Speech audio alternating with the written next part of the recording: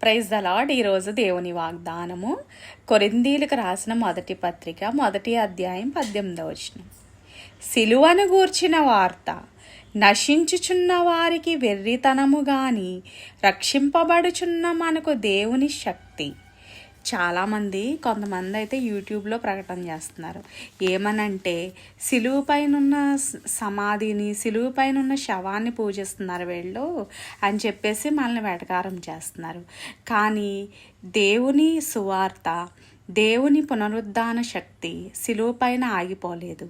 ఆయన సమాధి చేయబడి పునరుద్ధానుడై 3వ దినమున తిరిగి లేచి పునరుద్ధాన శక్తిని ఆయన పొందుకొని మనందరికీ కూడా ఆ పునరుద్ధాన శక్తిని అనుగ్రహించారు.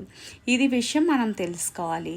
ఇంకా మనము ప్రూఫ్ చెప్పాలి అని అంటే కనుక యెరూషలేములో ఆయనది ఖాళీ సమాధి కూడా ఉంది.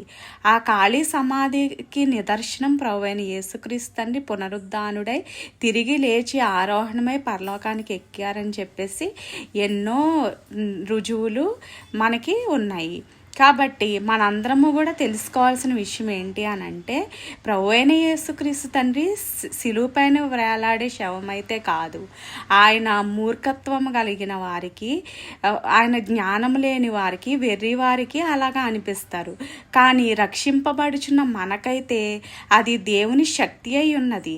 అది పునరుద్ధాన శక్తి. ఆ పునరుద్ధాన శక్తిని మనం పొందుకొని ఆయన వచ్చినప్పుడు మనందరము కూడా ఆయన యొద్దకు చేరుకుంటాము. అట్టి విధమైన పునరుద్ధాన శక్తిని మనందరము కూడా పొందుకోవడానికి ప్రభువైన యేసుక్రీస్తుని మనందరికీ కూడా సహాయం చేయనుగాక. ఆమేన్. హల్లెలూయా.